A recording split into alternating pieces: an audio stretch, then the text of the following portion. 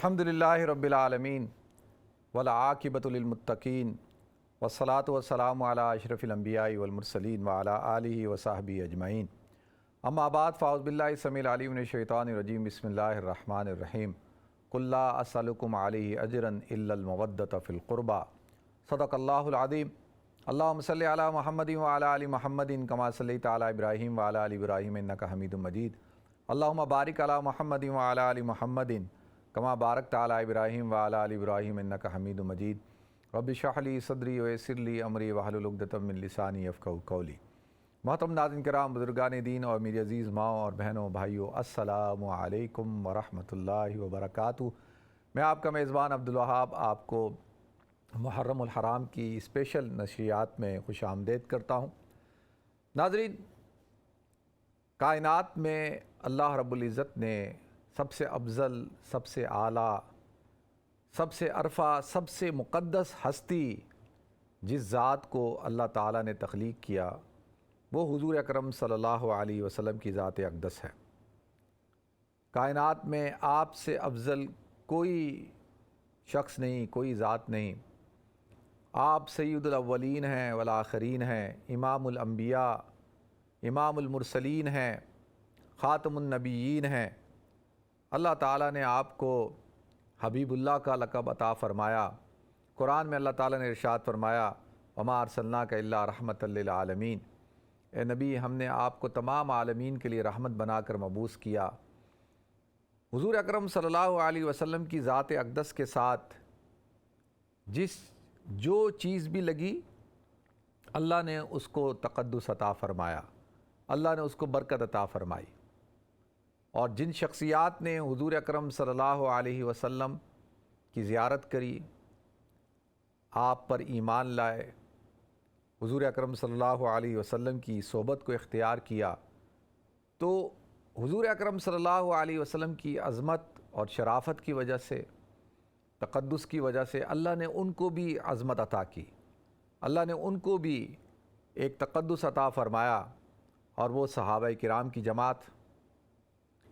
اسی طریقے سے یہ تو وہ شخصیات ہیں جنہوں نے حضور اکرم صلی اللہ علیہ وسلم کی صحبت کو اختیار کیا، جو آپ پر ایمان لائے، اور وہ ہستیاں، وہ مقدس روحیں جو حضور اکرم صلی اللہ علیہ وسلم کی آل ہیں، آپ کی عیال ہیں، جن کو آپ کہتے ہیں کہ یہ میرے جسم کے ٹکڑے ہیں۔ الفاطمۃ بضعۃ منی، فاطمہ میرے جگر کا ٹکڑا ہے، جو حضور اکرم صلی اللہ علیہ وسلم کی اولاد ہے، اولاد نسبی۔ تو ان کا کیا مقام ہوگا، ان کی کیا عزت ہوگی؟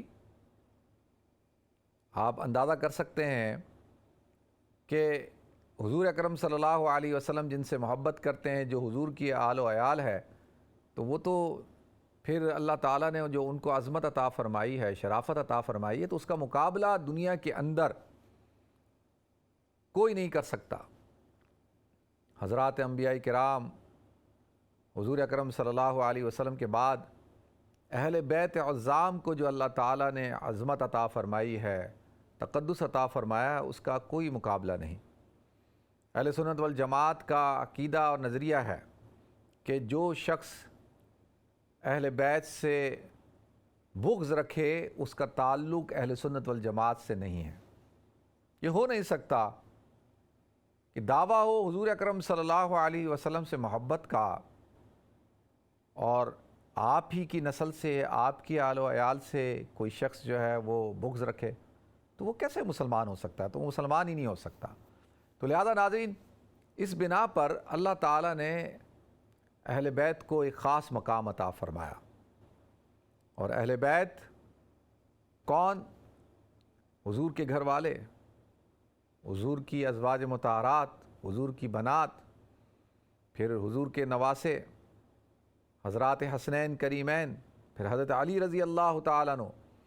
حضرت ام سلمہ رضی اللہ تعالیٰ عنہ ارشاد فرماتی ہیں کہ حضور اکرم صلی اللہ علیہ وسلم کے پاس جب یہ آیت نازل ہوئی ہے انما یرید اللہ لیذھب عنکم الرجس اہل البیت ویطہرکم تطہیرا، تو آپ نے حضرت فاطمہ کو سلام اللہ علیہا، حضرت علی کو اور حضرات حسنین کریمین کو اپنی چادر کے نیچے لیا اور فرمایا ہا اولائی اہل بیتی، کہ یہ میرے گھر والے ہیں۔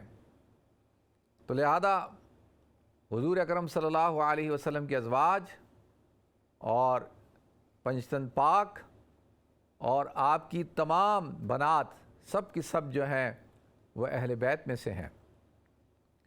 تو اب حضور اکرم صلی اللہ علیہ وسلم قرآن پاک میں اللہ تعالیٰ ارشاد فرماتے ہیں قُلْ لَا أَسْأَلُكُمْ عَلَيْهِ أَجْرًا إِلَّا الْمَوَدَّةَ فِي الْقُرْبَى، اے نبی آپ کہہ دیجئے ان لوگوں سے کیا کہ میں تم سے کسی قسم کا کوئی اجر طلب نہیں کرتا، کوئی سوال نہیں کرتا کسی قسم کا، صرف اور صرف کیا کہ میری اہل بیت کے ساتھ، میرے جو قریب ہیں، جو میرے گھر والے ہیں، ان کے ساتھ مودت کے ساتھ پیش آنا۔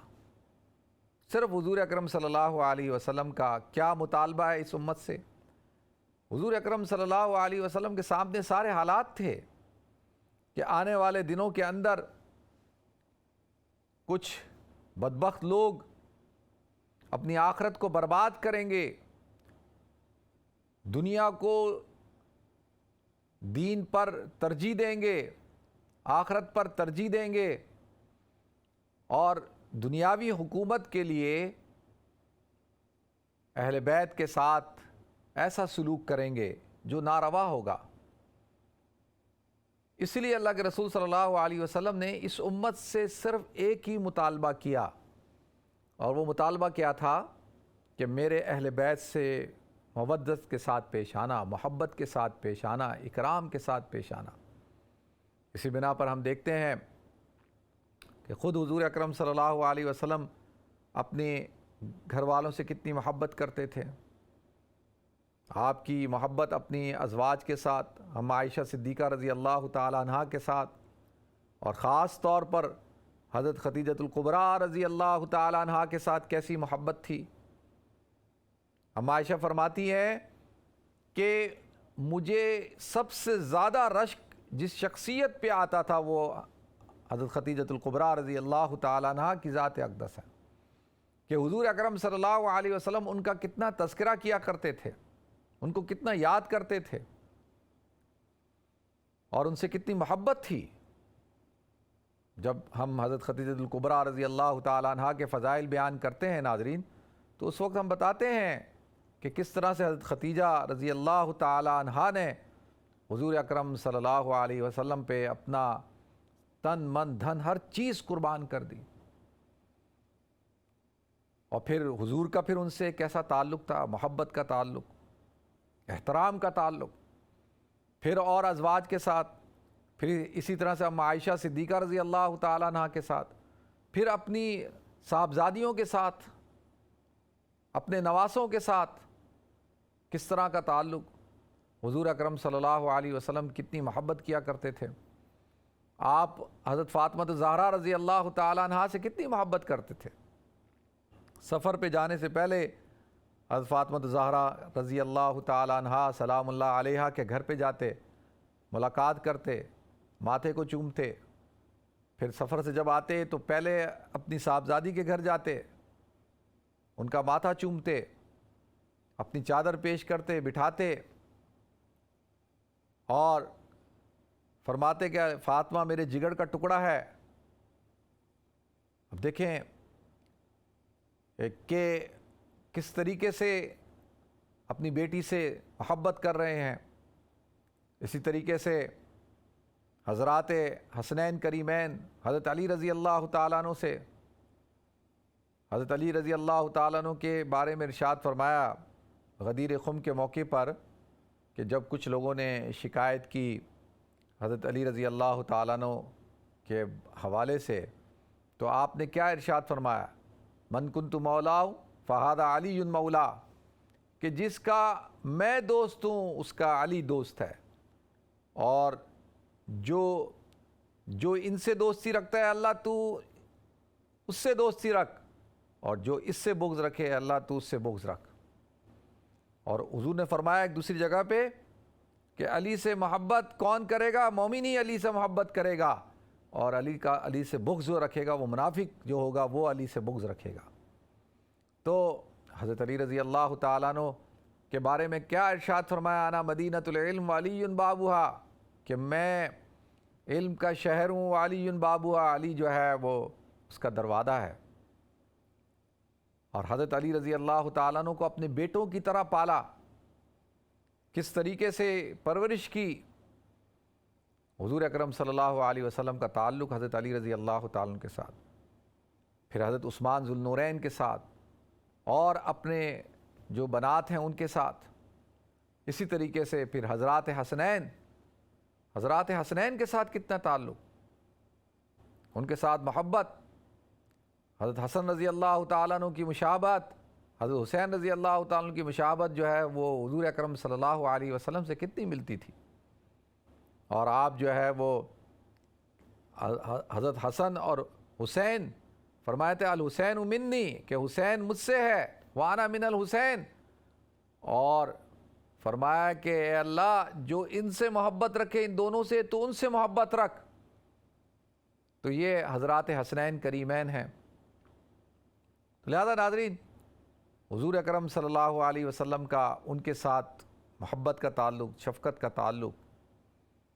پھر اس کے بعد آپ دیکھیں صحابہ کرام کا، خلفائے راشدین کا، ائمہ کرام کا، محدثین کا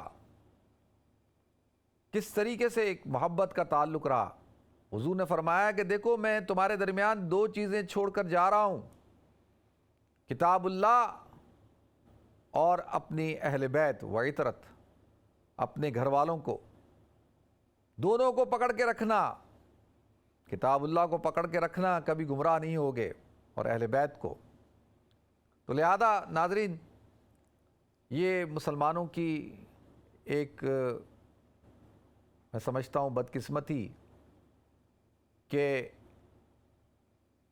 یزید کی سربراہی میں، اس کی دور حکومت میں جو سانحہ ہوا واقعہ کربلا، اور جو سلسلہ شروع ہوا اہل بیت عظام کے قتل کا، اور حضرت حسین رضی اللہ تعالیٰ عنہ، اور اس سے پہلے حضرت حسن رضی اللہ تعالیٰ عنہ کو زہر دے کر شہید کیا گیا، پھر حضرت حسین رضی اللہ تعالیٰ عنہ کی شہادت، اور اس کے بعد جو سلسلہ چلتا رہا، یہ تو اللہ تعالیٰ نے حضرت عمر بن عبدالعزیز رحمۃ اللہ علیہ کو، جن کو علماء تمام مورخین خلفائے راشد میں شمار کرتے ہیں، کہ انہوں نے جا کر اس قسم کی جو صورتحال تھی، یہ تبرہ بازی اور یہ جو پروپیگنڈا کیا جاتا تھا، اس کو انہوں نے رکوایا۔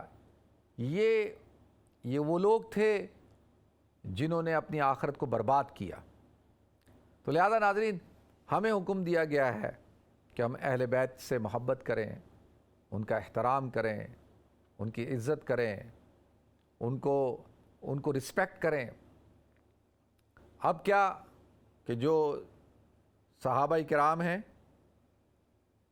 جو اہل سنت والجماعت کا عقیدہ اور نظریہ کیا ہے کہ صحابہ کی جماعت، الصحابہ کلہم عدول، تمام کے تمام صحابہ عادل ہیں، ہم کسی بھی صحابی کو ڈس رسپیکٹ نہیں کرتے۔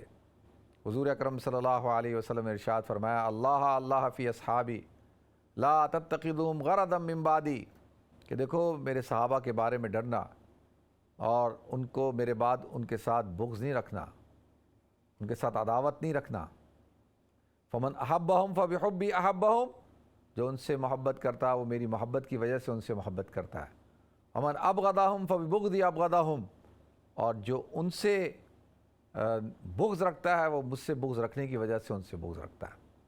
تو صحابہ کرام، خلفائے راشدین، حضرت ابوبکر صدیق رضی اللہ تعالیٰ عنہ، حضرت عمر رضی اللہ تعالیٰ عنہ، حضرت عثمان رضی اللہ تعالیٰ عنہ، حضرت علی رضی اللہ تعالیٰ عنہ، عشرہ مبشرہ صحابہ کرام، پھر سابقون الاولون، وہ جو شروع کے اندر جو لوگ مسلمان ہوئے، پھر مہاجر صحابہ، پھر انصار، پھر بدری صحابہ جو بدر کے اندر شریک ہوئے، جو شہدائے بدر ہیں ان کا ایک خاص مقام ہے، شہدائے احد، سیدنا حضرت حمزہ رضی اللہ تعالیٰ عنہ، حضرت مصعب بن عمیر رضی اللہ تعالیٰ عنہ، اور جو صحابہ کرام احد کے میدان میں شہید ہوئے، تو صحابہ کرام سارے قابل احترام ہیں۔ حضرت معاویہ رضی اللہ تعالیٰ عنہ صحابی رسول ہیں، آپ کاتب وحی ہیں، اور آپ جو ہے حضور اکرم صلی اللہ علیہ وسلم کے برادر نسبتی ہیں، خال المسلمین ہیں۔ تو لہذا تمام صحابہ کرام کی اہل سنت والجماعت والے رسپیکٹ کرتے ہیں، عزت کرتے ہیں، احترام کرتے ہیں۔ پھر اس کے ساتھ اہل بیت عظام، اہل بیت عظام کو اللہ تعالیٰ نے 2 نسبتیں عطا فرمائی۔ ان نسبتوں کی وجہ سے اہل بیت کا رتبہ بہت اونچا ہے، بہت بڑا ہوا ہے۔ ایک تو حضور اکرم صلی اللہ علیہ وسلم کا خون، آپ کی قرابت داری، آپ کی رشتہ داری، آپ کی آل اولاد ہونے کی نسبت، یہ کوئی معمولی نسبت نہیں ہے۔ اور اسی طریقے سے پھر صحابہ ہونے کی، صحابیت کا جو شرف اللہ تعالیٰ نے ان کو عطا فرمایا، اللہ تعالیٰ نے جو مقام ان کو عطا فرمایا، تو یہ کوئی معمولی جو ہے وہ مقام نہیں ہے جو اللہ تعالیٰ نے ان کو عطا فرمایا۔ تو صحابہ اور اہل بیت دونوں ہی ہدایت کے منبع ہیں، اور دونوں ہی جو ہے قابل احترام ہیں۔ اہل بیت کا مقام اونچا ہے، بڑھ کر ہے۔ اللہ تعالیٰ ان نفوس قدسیہ کو اپنی برکت عطا فرمائے کہ جنہوں نے اسلام کی آبیاری کے لیے اپنے خون کو پیش کیا۔ لہذا ناظرین، چاہے وہ صحابہ کرام ہوں، اہل بیت عظام ہوں، پھر ائمہ کرام ہوں، محدثین ہوں، اسی طریقے سے پھر اولیاء کرام ہوں، تمام کے تمام اولیاء کرام، یہ سب کے سب وہ لوگ ہیں جن کو اللہ تعالیٰ نے ایک عزت عطا فرمائی ہے، مقام عطا فرمایا ہے۔ تو کسی کے درمیان کوئی تفریق نہیں کرنی چاہیے، تقسیم نہیں کرنی چاہیے۔ تو اب اس کے ساتھ ساتھ پھر اہل بیت عظام کا جو مقام ہے وہ بہت اعلیٰ ہے، بہت اونچا ہے، بہت عرفہ ہے۔ تو لہذا ناظرین، محرم الحرام کا مہینہ حرمت والا مہینہ ہے، برکت والا مہینہ ہے، اور اس مہینے کے اندر پھر شہادتوں کا سلسلہ۔ دیکھیں حضرت حسن رضی اللہ تعالیٰ عنہ کے صاحبزادے، صرف حضرت جو ہے 2 صاحبزادے جو ہے، ان کے علاوہ سارے جو ہے وہ واقعہ کربلا میں جو ہے وہ شہید ہوئے۔ حضرت حسن مثنیٰ اور حضرت زید، اور حضرت حسین کے ایک صاحبزادے بچے تھے جن کا نام تھا زین العابدین۔ باقی سب پوری جو ہے نسل جو ہے وہ اس کو شہید کر دیا گیا۔ تو لہذا ناظرین، واقعہ کربلا جو ہے وہ ایک ایسی داستان ہے قربانیوں کی، اور ایک ایسی تاریخ رقم کی حضرات اہل بیت عظام نے، حضرت حسین رضی اللہ تعالیٰ عنہ نے، کہ انہوں نے اپنی گردنوں کو کٹوا تو دیا لیکن باطل کے آگے جھکایا نہیں۔ اور یہ جو سلسلہ ہے شہادتوں کا، یہ سلسلہ شروع ہوا ہے حضرات صحابہ کرام کی شہادتوں سے، اور یہ کوئی سلسلہ رکا نہیں، یہ سلسلہ جاری اور ساری ہے قیامت تک۔ اللہ تعالیٰ نے اس سلسلے کو جاری رکھا ہے۔ اسی لیے حضور اکرم صلی اللہ علیہ وسلم نے جو کسی چیز کا کہا کہ کہتے ہیں جنتی جب جنت میں چلا جائے گا تو کسی چیز کی تمنا نہیں کرے گا سوائے شہید کے، کہ وہ اس بات کی تمنا کرے گا کہ اللہ تعالیٰ تو مجھے دوبارہ دنیا کے اندر بھیج تاکہ دوبارہ میں اپنی جان کو تیرے دین کے لیے قربان کروں۔ لَوَدَدْتُ أَنْ أَقْتُلَ فِي سَبِيلِ اللَّهِ ثُمَّ أُحْيَا ثُمَّ أُقْتَلْ ثُمَّ أُحْيَا ثُمَّ أُقْتَلْ ثُمَّ أُحْيَا ثُمَّ أُقْتَلْ۔ 3 دفعہ اللہ کے رسول صلی اللہ علیہ وسلم نے ارشاد فرمایا کہ مجھے زندہ کیا جائے پھر قتل کیا جائے، پھر زندہ کیا جائے پھر قتل کیا جائے، پھر زندہ کیا جائے پھر قتل کیا جائے، اللہ کی دین کی سربلندی کے لیے۔ تو شہادت ایک بہت بڑا اعزاز، ایک بہت بڑا مقام۔